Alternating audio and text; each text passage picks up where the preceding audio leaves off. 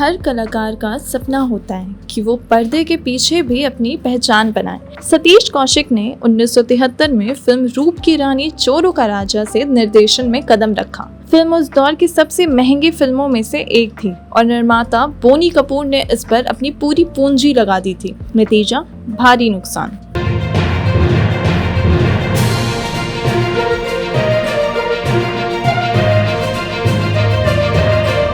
नमस्कार, मैं सोनल, आप देख रहे हैं द एसबी प्रेस। मीडिया की तीखी आलोचनाओं और सतीश कौशिक की बतौर निर्देशक छवि पर सवाल उठे। फिल्म की नाकामी ने न सिर्फ निर्माता को आर्थिक रूप से तोड़ा, बल्कि सतीश कौशिक की साख को भी गहरा धक्का पहुंचाया। उन्हें लंबे समय तक आलोचना का सामना करना पड़ा। सतीश कौशिक का जन्म 13 अप्रैल 1956 को हरियाणा के महेंद्रगढ़ में हुआ, यानी आज ही के दिन सतीश कौशिक का जन्म दिवस है। सतीश कौशिक एक बहुआयामी कलाकार, अभिनेता, लेखक, निर्देशक और निर्माता।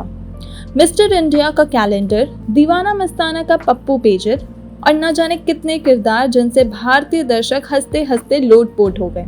दिल्ली यूनिवर्सिटी से ग्रेजुएशन और फिर नेशनल स्कूल ऑफ ड्रामा और FTII से एक्टिंग की तालीम।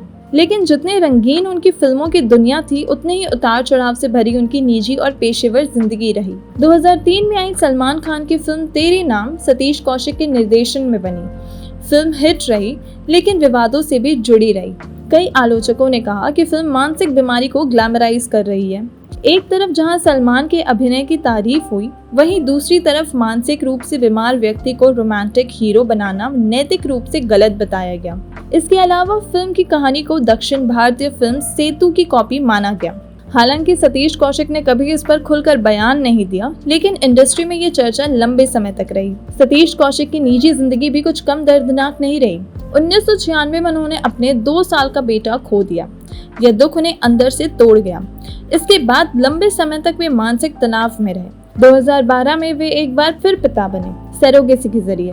उनके इस कदम की भी कुछ लोगों ने आलोचना की, लेकिन उन्होंने बेझिझक कहा कि पिता बनने की खुशी उम्र नहीं देखती।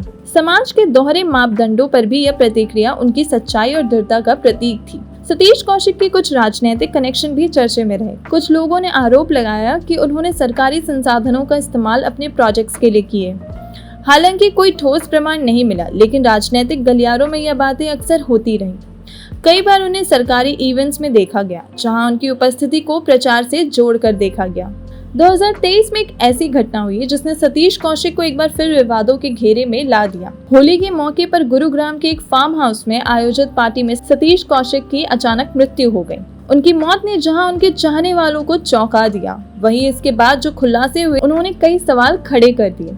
कहा गया कि पार्टी एक बिजनेसमैन के फार्म हाउस पर हो रही थी, जिसमें महंगी शराब, दवाइयां और प्रभावशाली लोग शामिल थे। उनकी पत्नी ने बयान दिया कि हो सकता है किसी ने उन्हें कोई गलत दवा दे दी हो। FIR दर्ज हुई, पुलिस जांच शुरू हुई और मीडिया ने इसे सनसनीखेज बना दिया।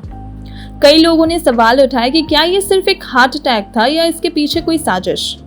हालांकि पोस्टमार्टम रिपोर्ट में प्राकृतिक मृत्यु की बात कही गई, लेकिन जांच की प्रतिक्रिया और कुछ लोगों के संदिग्ध व्यवहार ने इसे विवादित बना दिया।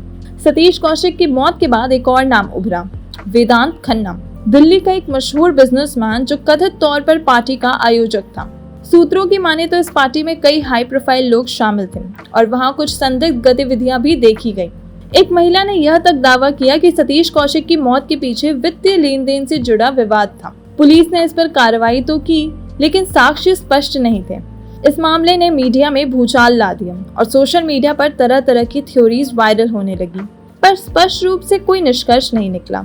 सतीश कौशिक अब हमारे बीच नहीं है, लेकिन उनका नाम, उनका काम, उनकी हंसी और उनका संघर्ष हमेशा हमें याद रहेगा। विवादों से घिरे होने के बावजूद सतीश कौशिक ने कभी हार नहीं मानी और यही उन्हें एक सच्चा कलाकार बनाता है। आज उनके जन्म दिवस पर हम उनके कार्यों को याद करते हैं और उन्हें नमन करते हैं। अगर आपको यह वीडियो पसंद आया हो तो इसे लाइक करें, शेयर करें और हमारे चैनल को सब्सक्राइब करना ना भूलें। धन्यवाद।